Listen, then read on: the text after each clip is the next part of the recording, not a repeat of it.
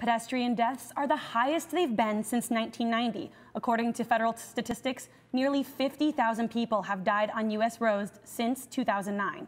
The reasons vary. Some blame cell phones and others distracted driving. Others say sprawling cities and wide roads are the bigger culprits. A team of reporters from the Howard Center for Investigative Journalism here at ASU have been investigating what victims' families and advocates say are slowly changes to a deadly problem. Daisy Villafuerte with the advocacy group Los Angeles Walks says the city wasn't designed for walking, which leaves pedestrians vulnerable.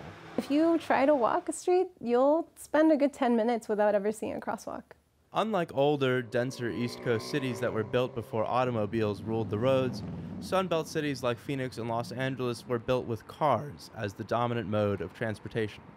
We're seeing an epidemic of pedestrian crashes happening on arterials. Engineer Randy Dittburner says that pedestrians and vehicles use the same major roadways, which creates conflict. But that's where the pedestrians want to be, just like that's where everybody wants to be. That's the way to get through our cities and towns. A good example? Southern Avenue in Phoenix, where 15-year-old Keyshawn Eubanks was killed by a car in December. Eubanks was crossing the street when his family says a driver sped out of her lane and hit him. His mother, Nida Richards, found him on the curb. Once I, took his hood off his head, I just knew he was gone. Although only a freshman in high school, Keyshawn was independent. He took the bus to school and helped care for his siblings. I didn't have to worry about the kids while I was at work, or, he knew what to do, knew when to do it and how to do it. The Eubanks apartment complex is half a mile away from signaled crosswalks on Central and 7th Avenues. That's a long way to walk for people who need to catch a bus to school or work. That makes no sense. Kids are going to be kids. I can't sit up and tell you I walked to Central just to go to the dollar store. National advocacy groups say crashes like Keyshawn's are more common in low-income areas. It's evident in Southern California, where residents in underserved neighborhoods are waiting for safer streets. Early infrastructure that a lot of other parts of the city take for granted just never got to this part of the area. Los Angeles District 6 Councilmember Nuri Martinez knows this neighborhood lacks some crucial road safety elements like sidewalk accessibility ramps. For a mom who's trying to get to work every morning and drop off her kid with a stroller, how is that mom supposed to be able to cut across the street and use that sidewalk or that side of the sidewalk when there is not an accessible way for her to do so? These ramps are now being built as a part of Vision Zero, a program Los Angeles adopted with the goal of having 0 traffic fatalities by the year 2025.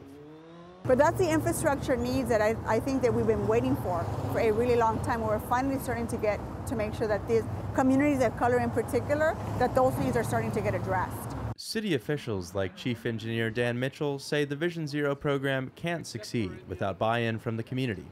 That effort really takes everyone's involvement. It's not something that the city of Los Angeles can impose on everyone else.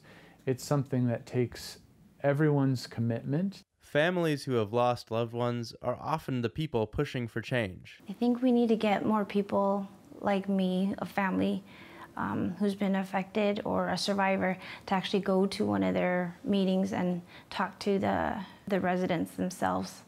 Debbie Shung and Philip Tam started the organization Southern California Families for Safe Streets after their oldest son, 7-year-old Aiden Tam, was killed while crossing the street.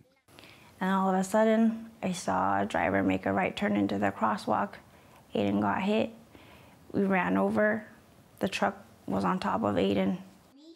The couple wants safer roads and safer drivers. They know changing laws and minds is a challenge.